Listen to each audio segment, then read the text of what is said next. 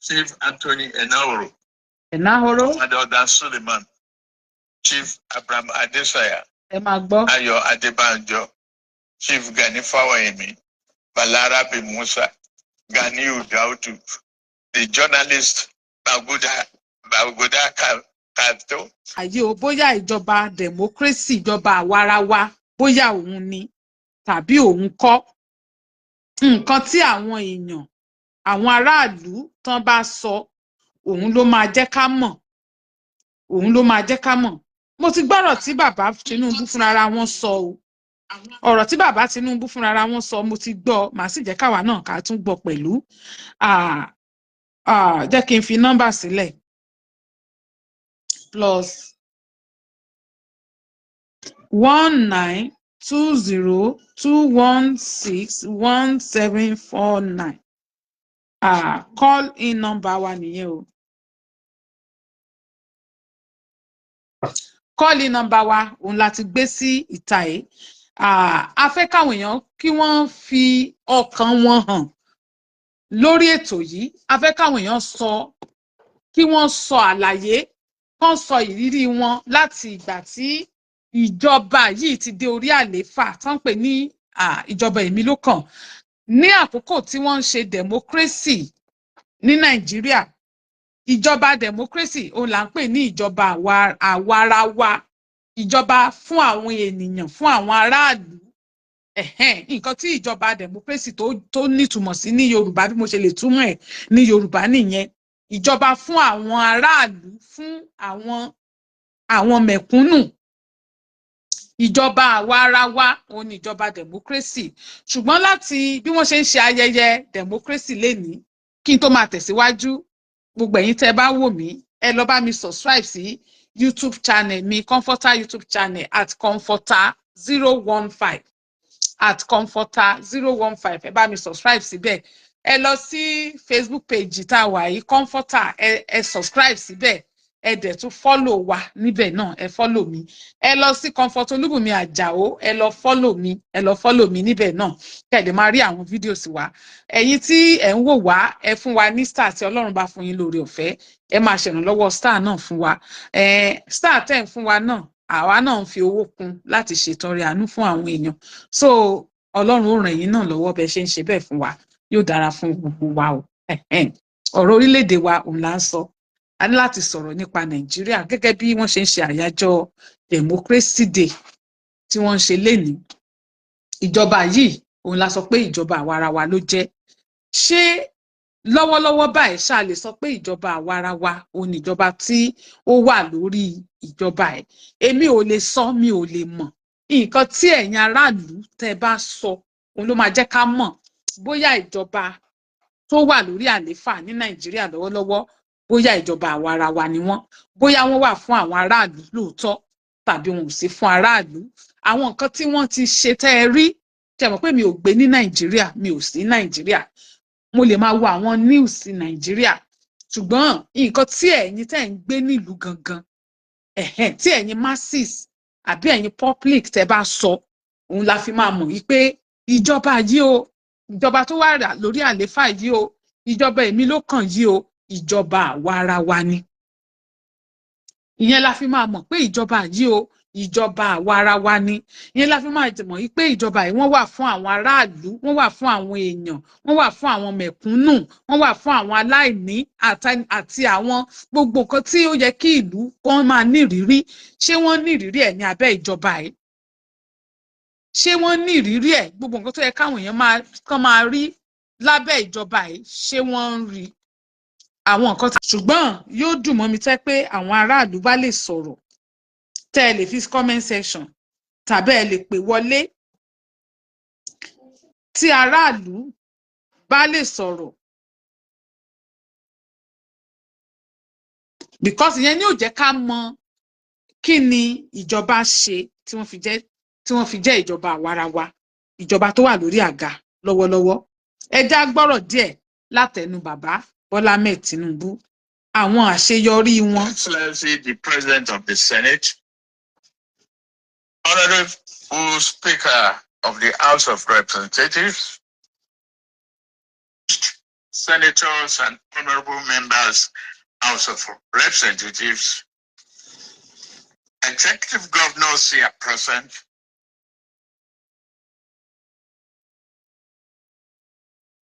a parliament that embodies the will of Nigerian people. Today, as I entered this grand edifice built from the sweat and toil of our democratic yearning, my heart stirred. It was a blend of accomplishment and resolve. Ibi tí bàbá wà yìí, wọ́n ní báwọn ṣe dé gbọ̀ngàn táwọn wọ̀ yẹn, wọ́n sọ àwọn ọ̀rọ̀ màá máa gé kúrú ni. Wọ́n ní ó jẹ́ ìkan lára àwọn àṣeyọrí tí wọ́n ṣe nínú ìjọba yẹn. Ẹ já máa gbọ́ lọ. Accomplishment. When I realized how far we had come as a nation. Since 1999, democracy has risen from the ashes and this to Texas' original rightful place as the only mode of governance of resilient and beloved people. With every footstep I took through this hallowed hall, up to the moment I now stand before you, I remember that we still have so much and a lot for that to go. So bàbá ní látìgbà táwọn ti dé orí àlééfà, àwọn wá rí i pé iṣẹ́ ṣì pọ̀ tí wọ́n ní láti ṣe. We sought an elective office to lead this nation forward. Thus, I hereby affirm before you, our merciful and almighty God, and all men, and resolve to do all that I could do to safeguard and build our democracy as the divine hand intend for us to do. Bàbá ní àwọn ń gbìyànjú láti rí i pé ìjọba àwarawa yìí ó ṣe dáadáa látìgbà táwọn ti dé ìjọba. Since 2018, we have celebrated Democracy Day on this day to commemorate the sacrifices of the men and women who fought to restore democratic governance. So láti 2018 ni wọ́n ti bẹ̀rẹ̀ sí ní ṣe ayẹyẹ ìjọba àwarawa yìí títí di èní láti fi mọ rírì àwọn tó ti jà, àwọn tó ti gbìyànjú láti fi ìjọba àwarawa múlẹ̀ ní Nàìjíríà tó sì jẹ́ pé ọ̀pọ̀lọpọ̀ wọn ti kọjá lọ. Nigeria. Let me pay tribute to my predecessor, the former President Muhammadu Buhari, for reaching back into Close that door, Joe. to rectify a national misdeed by making June 12th Democracy Day and by officially acknowledging Chief MKO Abiola and his running mate Babangida. Àwọn tí wọ́n dárúkọ yẹn, Muhammadu Buhari, MKO Abiola tóun ti kọjá lọ àti Abacha, àbí? As the victors and the duly elected president and vice president, respectively, of Nigeria after June 12, 1993 election. Year by year, election after election, every time we debate instead of battle, we discuss instead of fight, and argue instead of destroy. We preserve the institution of democracy. More importantly, we weave the culture of democracy into very fabric of our nation. We thank God for this. Àwọn nǹkan tí wọ́n ń ṣe láti mú kí democracy kó fìdí múlẹ̀ ó ní wọ́n sọ yẹn o. Wọ́n dídípò káwọn ba nǹkan jẹ́, àwọn máa ń argue, àwọn máa ń sọ̀rọ̀, àwọn máa ń pariwo, àwọn máa ń jà àti bẹ́ẹ̀ bẹ́ẹ̀ lọ, gẹ́gẹ́ bá ṣe máa ń rí oríṣiríṣi tó ń ṣẹlẹ̀ nínú òṣèlú Nàìjíríà. gbogbo àwọn nǹkan tí wọ́n ń sọ nìyẹn. First, Chief MKO Abiola is June 12th central figure. We must not forget the long list of those who equally deserve to be called heroes of democracy. Gẹ́gẹ́ bí wọ́n ṣe ń sọ pé nípa Chief MKO, late Chief MKO Abiola, pé àwọn gan ni gbọ̀ngàn ìjọba àwarawa tá à ń sọ yìí. Ṣé mọ̀ pé gẹ́gẹ́ bí June 12 ìbò tí wọ́n dì ní ọdún náà tó jẹ́ pé bá a ṣe gbọ́ pé MKO Abiola òun ló yẹ kí wọ́n kéde gẹ́gẹ́ bí ààrẹ Nàìjíríà nígbà náà, léyìí tó yẹ pé wọ́n kéde ẹ̀ tí wọ́n sì sọ pé ó fìdí àbí ó fìdí rẹmi, àbí ẹ jẹ́ ká gbọ́. We must celebrate the courage of Alhaja Kudirat Abiola and Pa Arfe Rewani. Ẹ rí i pé ìyàwó Abiola náà, Alhaja Kudirat, àwọn náà ò gbẹ́yìn nínú ọ̀rọ̀ yẹn. Àwọn náà gbìyànjú láti ṣiṣẹ́ takuntakun láti mú kí ìjọba àwarawa tá à ń pè ní democracy kó dúró ní Nàìjíríà. Ìyẹn náà ti kọjá lọ, òun náà ti ṣaláìsí. Murdered by agents of military repression. We also remember the many civil rights activists, journalists, and politicians imprisoned, exiled, tossed aside, tortured, and beaten by the military regime. Àwọn tó jẹ́ pé akọ̀ròyìn ni wọ́n, àwọn náà gbẹ́yìn o. Irú wọn ni Délé Gíwá, irú wọn nìyẹn náà wà. Àwọn akọ̀ròyìn, àwọn tó jẹ́ pé bí ṣe mọ̀ nǹkan tó bá ń kọ nípa government, tó ń kọ nípa ìjọba, tí wọ́n bá ti ń kọ nǹkan tó lòdì sí ìjọba, ẹ̀mí wọn ò dé. Gbogbo irú àwọn èèyàn báyìí, àwọn náà ni wọ́n ti so ẹ̀mí wọn nù nínú ìjọba àwarawa. Ẹja máa gbọ́ lọ. We remember Chief Anthony Enahoro, Adoda Suleiman, Chief Abraham Adesanya, ẹ máa gbọ́. Ayo Adebanjo, Chief Gani Fawayemi, Balarabe Musa, Ganiu Daudu, the journalist Baguda Kato. Àti àwọn tó wá láti Òkè Ọya, àtàwọn tó wá láti ilẹ̀ àwa tá a wà ní ilẹ̀ Yorùbá, àtàwọn tó wá láti apá ìwọ̀ oòrùn àti ìlà oòrùn àti àríwá, gbogbo wọn pátá tí wọ́n ti gbìyànjú láti jẹ́ kí ìjọba àwarawa kó fẹsẹ̀ múlẹ̀ ní orílẹ̀-èdè Nàìjíríà. Àwọn ni bàbá Bọ́lá Ahmed Tinubu ni wọ́n ń ka orúkọ wọn lẹ́yọ kọ̀ọ̀kan. Àwọn kan ti kọjá lọ nínú wọn, àwọn kan sì tún wà láyé. Ẹ já máa gbọ́ lọ. I mentioned these names not to exclude or degrade the profound contribution of anyone else, but to illustrate through these few heroes the universality of our pursuit of democracy. The struggle was never the province of any one group or section of the country. It was pan-Nigeria in its conception, and it will even be more pan-Nigeria as we strive to perfect it. It is fitting that I come to this chamber to you. You are the authors of the People's Law, and I must be their faithful implementer. Through the doctrine of necessity, opened the door for then Vice President Goodluck Jonathan to become the acting president following the illness of his predecessor. Even under the military, the National Assembly tried to protect our democracy. After General Abacha took over power on November 17, 1993, and dissolved the National Assembly, some of us, led by Senator Ame Bute, the Senate President of the Third Republic, defied the General and his goons, and we reconvened old Parliament building. And I will be the last person to advocate such a scheme. In year 2003, when the then governing party tried to sweep the nation killing of political opposition through plot and manipulation.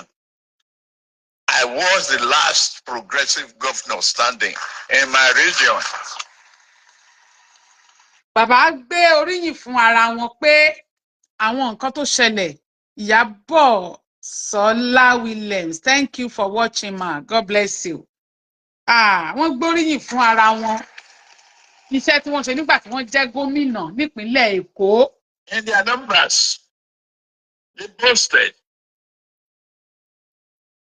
In all their numbers and the force grandeur, they boasted of ruling, not only governing Nigeria, for the next half century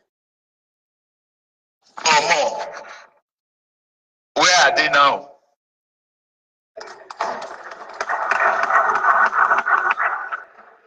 Yet I stood alone. My allies had been induced into defeat. My adversary held all the cards that mortal man could carry.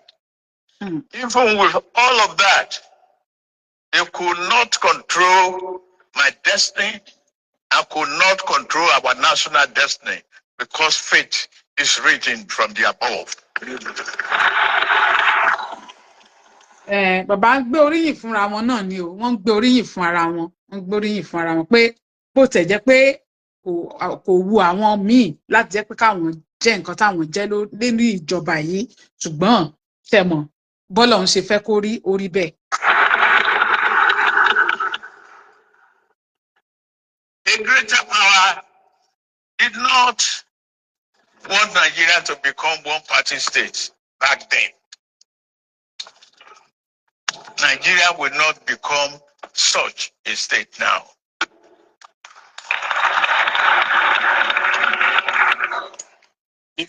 Wọ́n fẹ́ kí Nàìjíríà ó pín, wọ́n fẹ́ kó pín nínú ọ̀rọ̀ wọn. Ẹ jẹ́ ká This effort to create a one-party state placed progressive political party forces on a trajectory to form the APC.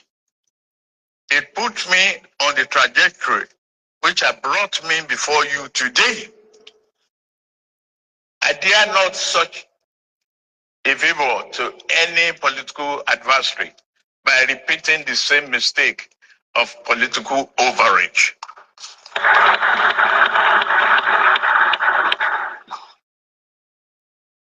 A one-party state is not in the oven, nor should it ever be.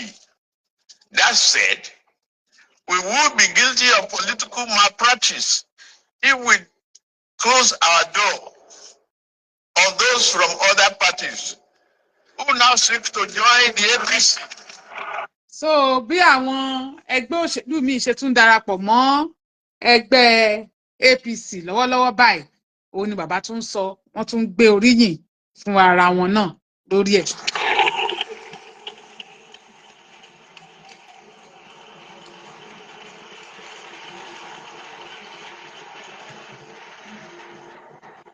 I sincerely welcome our party's newest members from Delta and Akwa Ibom State.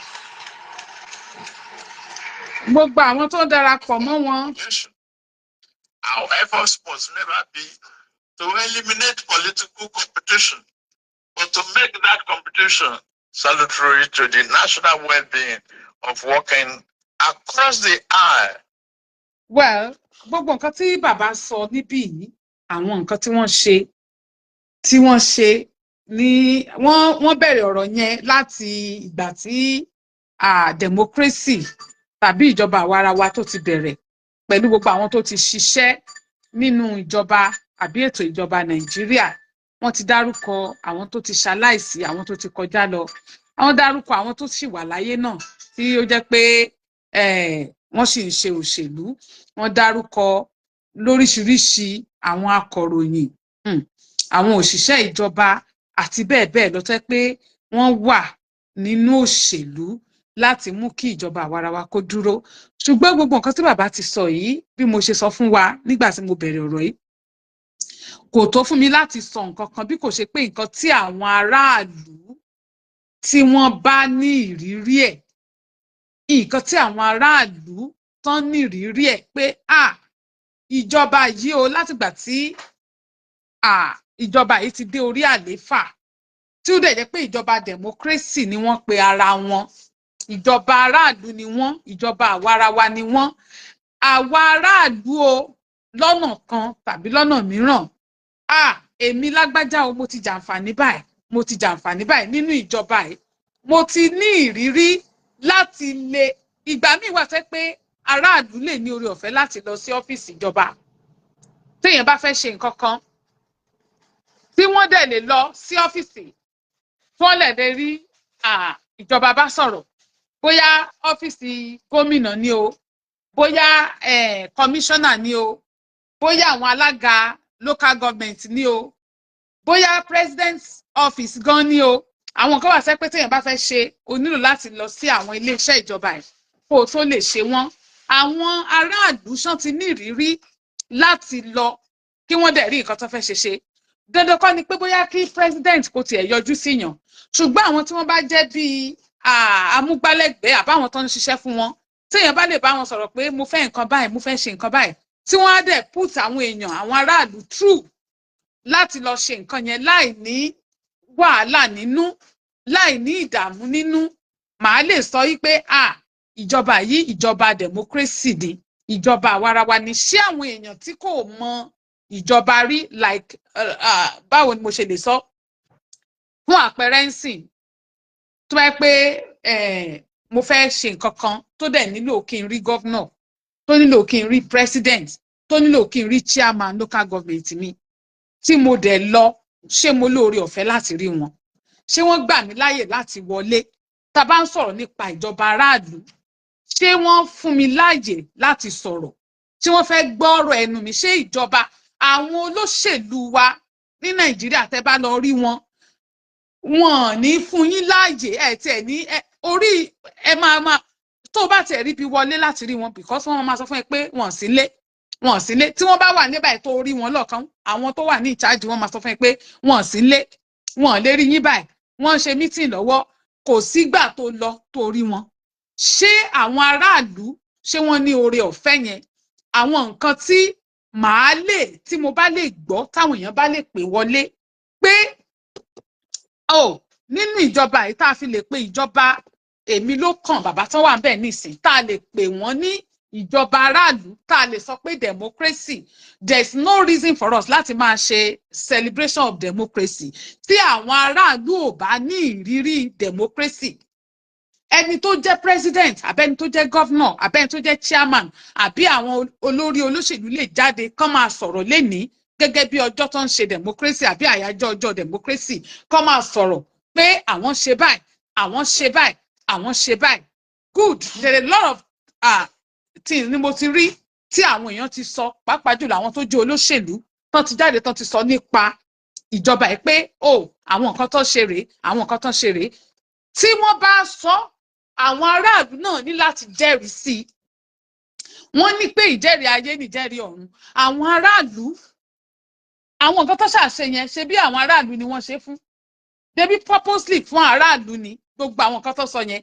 Àwọn aráàlú gbọ́dọ̀ jẹ́rìí sí i pé nígbà tí mo fẹ́ ṣe báyìí, nígbà tí mo fẹ́ ṣe báyìí, àwọn nǹkan yìí mo rí wọn ṣe pẹ̀lú ìrọ̀rùn.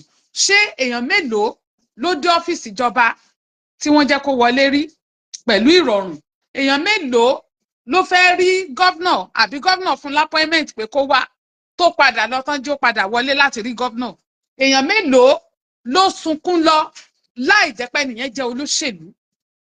Bìkọ́ tó máa bí ẹ pé ẹgbẹ́ wo ló wà tó bá fẹ́ ṣe nǹkan Nàìjíríà, tó bá lọ rí àwọn olóṣèlú tó ò bá sí nínú kọ́kọ́sì wọn, tó ò bá sí nínú, so tó bá yẹ pé ìjọba democracy tó wà fún aráàlú, tó wà fún gbogbo ènìyàn, tó wà fún àwọn mẹ̀kúnnù, tí àwọn mẹ̀kúnnù lè fi ẹ̀hónú hàn, ṣé àwọn èèyàn àwọn èèyàn tó pé bóyá ìyà ń jẹ, tẹ́bi ń pa, tí wọ́n rí kan ṣe kan, ṣé wọ́n lè jáde lénìí kan sọ pé ìjọba yìí ó ṣe àwọn lóore?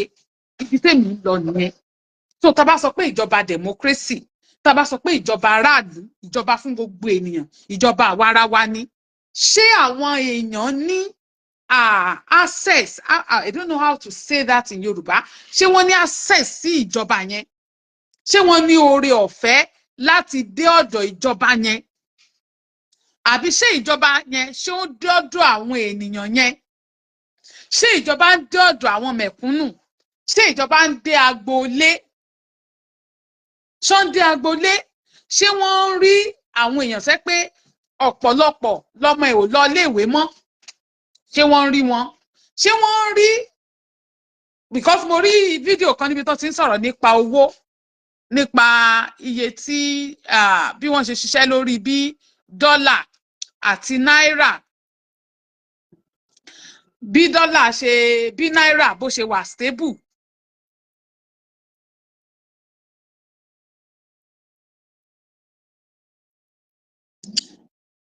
Bí dọ́là ṣe wà stable,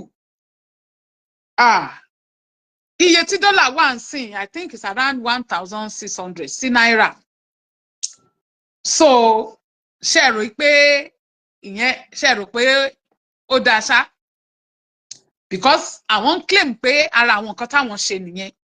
Ṣe rò wípé ibi tí owó dọ́là sí náírà wà lénìí, ṣe rò pé ó dáa, ṣe rò pé ó dáa, wọ́n sọ pé àwọn san àwọn gbèsè. Ṣé ẹ rò pé ibi tí owó wa wà lénìí sí dọ́là ṣó dáa? Gbogbo àwọn nǹkan wọ̀nyí ló yẹ ká yẹ̀ wò. Ṣé ààbò wà fún àwọn ará ìlú láti mọ̀ pé ìjọba democracy, ṣé ààbò wà fún àwọn tó ń gbé nínú ìlú? Ṣé ààbò wà fún àwọn mẹ̀kúnnù? Ṣé ààbò wà fún olówó? Ṣé ààbò wà fún àwọn tálákà?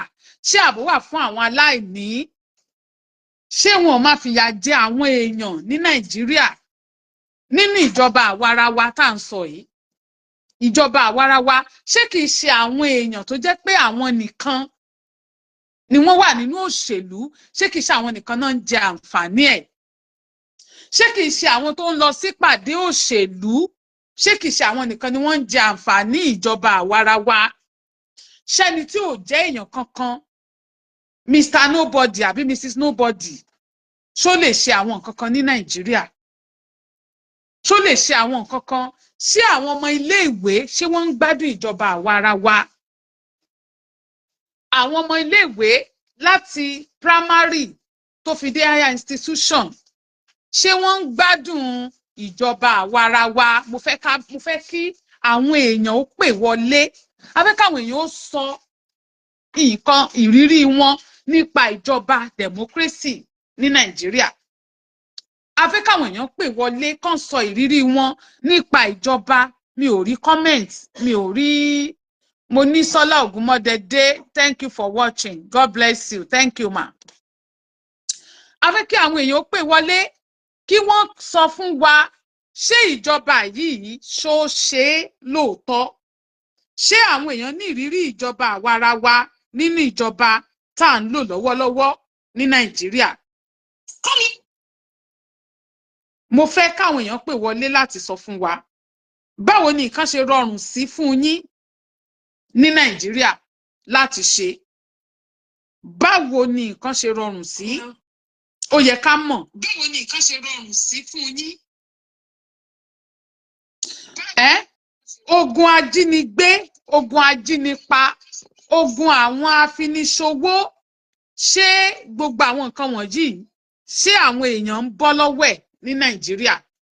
Kí ni ìjọba ń ṣe sí gbogbo àwọn nǹkan wọ̀nyí láti jẹ́ kí àwọn èèyàn mọ̀ wípé ìjọba care fún wọn tàbí ìjọba ń bójútó wọn, àbí lóòótọ́ ìjọba yìí ìjọba àwarawa ni?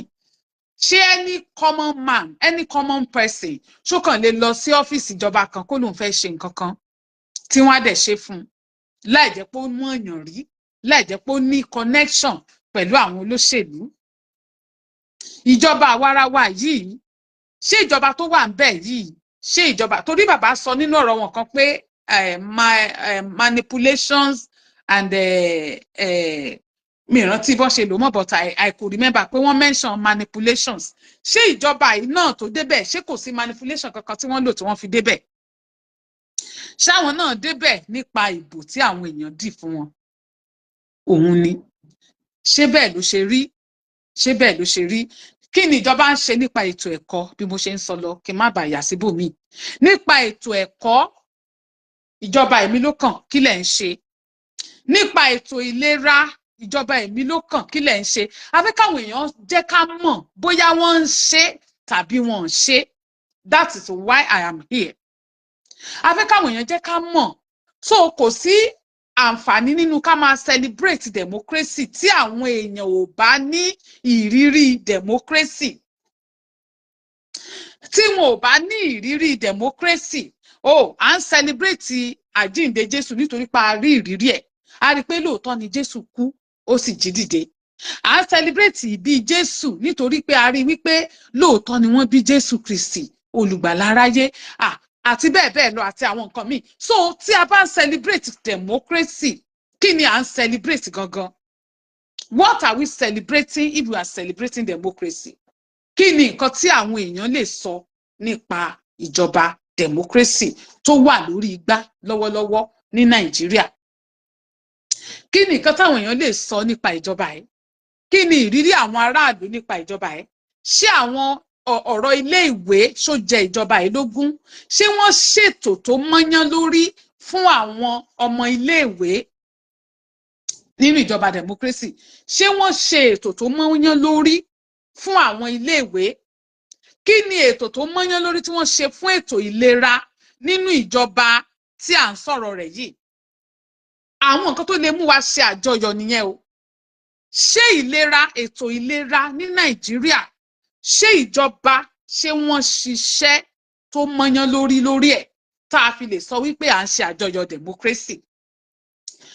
Lórí ètò ààbò, ṣé ìjọba yìí ṣé wọ́n ṣe nǹkan tó mọ́yán lórí ẹ̀ tí a lè fi sọ wípé à ń ṣe àjọyọ̀ democracy?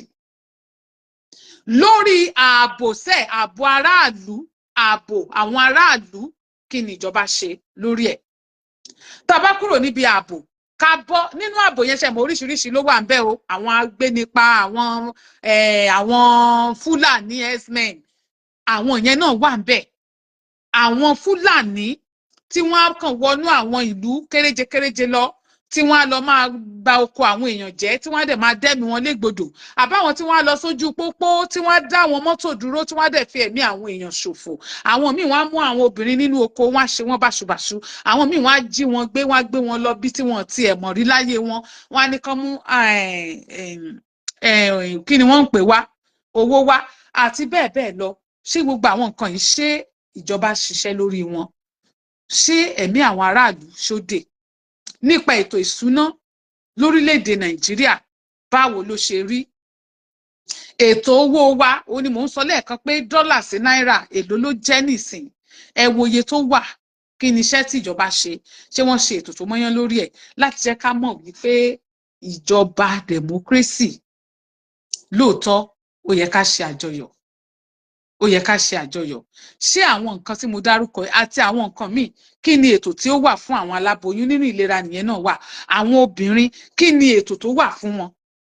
Ó ní mo ṣe ń sọ pé àwọn èèyàn tó bá gbọ́ fídíò yìí tàbí tó ń wò mí, ẹ lè pè wọlé, ẹ lè fi sínú comment section. Kí ni àwọn nǹkan tí ẹ jẹ àǹfààní ẹ̀? Kí ni àwọn nǹkan tí ẹ jẹ àǹfààní ẹ̀ nínú ìjọba yìí látìgbà tó ti wà ńbẹ̀? Ìjọba democracy ṣáà ni. Kí ni àǹfààní tá a jẹ nínú wọn? Kò sí àǹfààní kankan, kò sí ìdí fún àjọyọ̀ democracy tí àwọn aráàlú ò bá jẹ àǹfààní.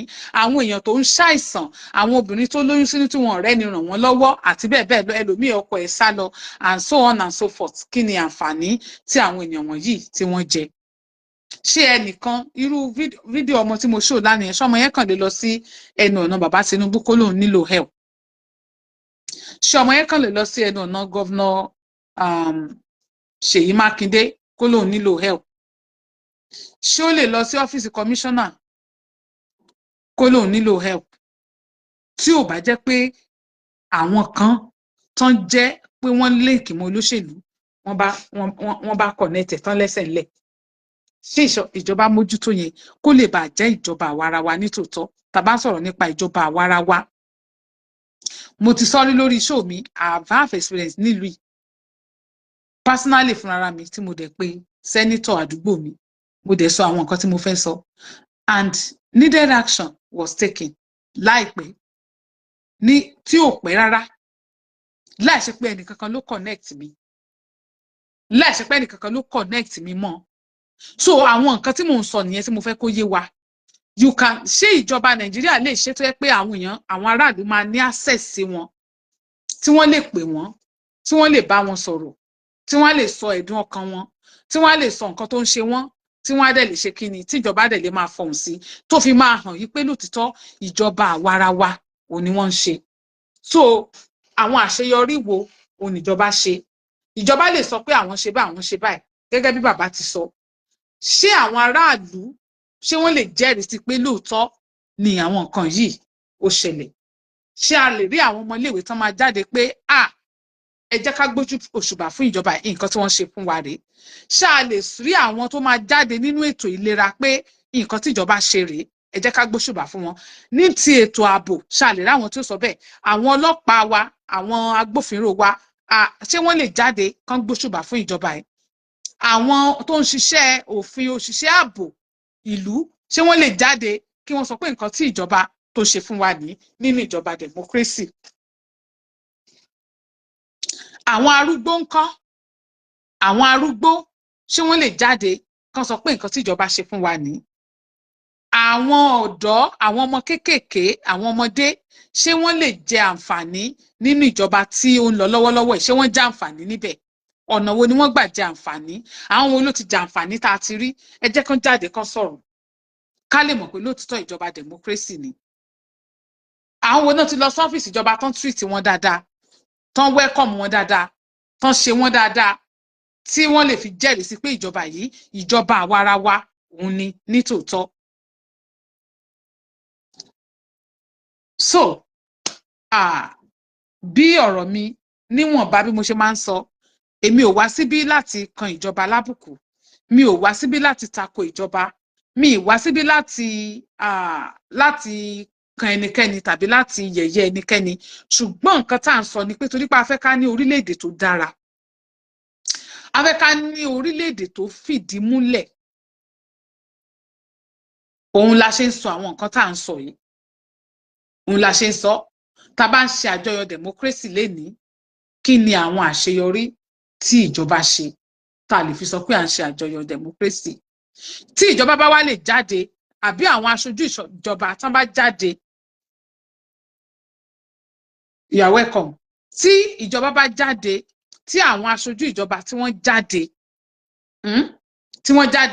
tí wọ́n wá sọ pé ìjọba ṣe báyìí ìjọba ṣe báyìí ṣé àwọn aráàlú rí nǹkan tí wọ́n sọ pé àwọn ṣe yẹn ṣé wọ́n jẹ àǹfààní yẹn ìyẹn la tó máa mọ̀ pé lótìtọ́ ìjọba democracy ni ìgbà yẹn la tó máa mọ̀ pé ìjọba democracy ni nítòótọ́ tí àwọn ará ìlú bá lè jáde tí àwọn ará ìlú bá lè jáde tán lè sọ wípé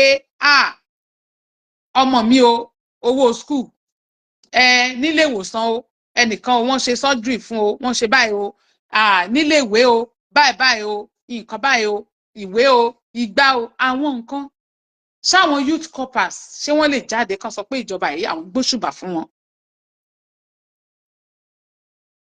So àwọn míì wà tí mi ò lè rántí o ṣùgbọ́n ẹ lè fi sínú comment section torí mi ò ní pẹ́ ju bó ṣe yẹ lọ ẹ lè fi sí comment section ìyẹn la máa sọ ìyẹn ní ó jẹ́ ká sọ pé à ń ṣe àjọyọ̀ democracy. Ìjọba ò ní sọ pé àwọn òṣìṣẹ́ náà wọ́n máa sọ pé àwọn ṣiṣẹ́ wọ́n máa sọ oríṣiríṣi nǹkan báwọn ṣe tí wọ́n bá ń campaign gan wọ́n máa sọ pé àwọn máa ṣe báyìí àwọn máa ṣe báyìí tí wọ́n bá débẹ̀ wọn kì í ṣe.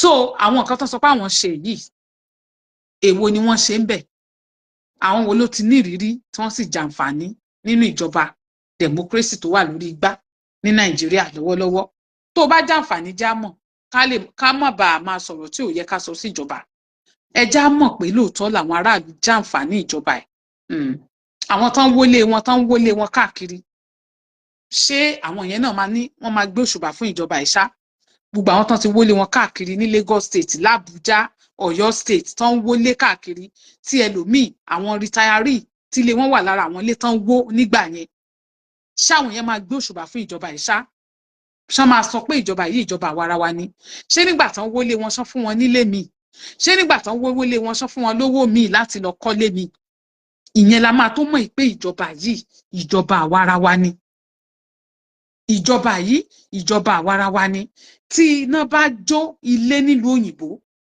téèyàn bá ń gbélé tí iná jó ìjọba ti ṣe ìpèsè ti wà fún pé ilé tó jóná yẹn o láti kọ́kọ́ ṣèfẹ̀mí àwọn tó wà bẹ́ẹ̀ wọ́n ti níbi tán máa kó yín sí tẹ̀dẹ̀ máa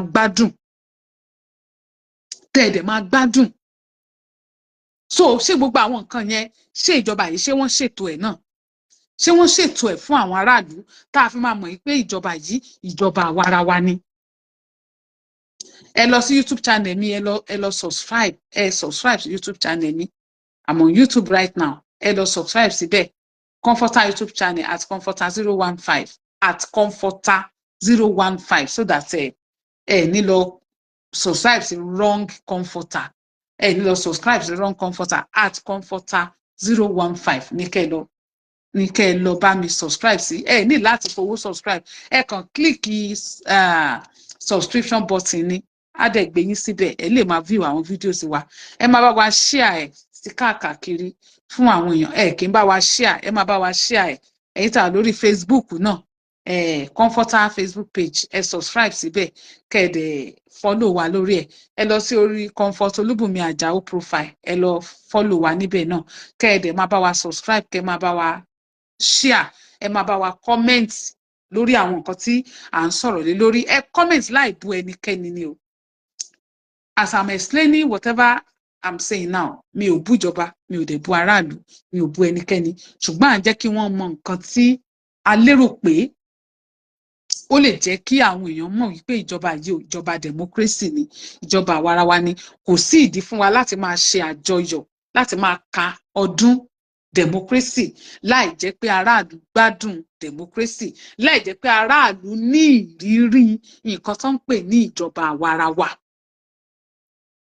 láì jẹ́ pé wọ́n ní ìrírí yẹn ṣáwọn èèyàn tó ń gbé ní agbègbè kan ṣán lè kùfìrí lọ sí ọ̀dọ̀ local government chairman láti rí ṣé èèyàn kan lè bá ìrànlọ́wọ́ lọ síbẹ̀ kán dẹ̀ jẹ́ kó rí ẹlòmíì kò ní lówó mọ́tò á tún máa wọ mọ́tò lọ á máa wọ̀ lọ á máa wọ̀ bọ̀ á máa wọ̀ lọ kò dẹ̀ rí jẹ kò rí mu ẹlòmíì ẹsẹ̀ ló máa fi rìn káàkiri tó máa fi máa lọ sílé gọ́vnọ̀ àbí máa lọ sọ́fíìsì gọ́vnọ̀ tó máa lọ tó máa bọ̀ tí ò dẹ̀ ní rí gọ́vnọ̀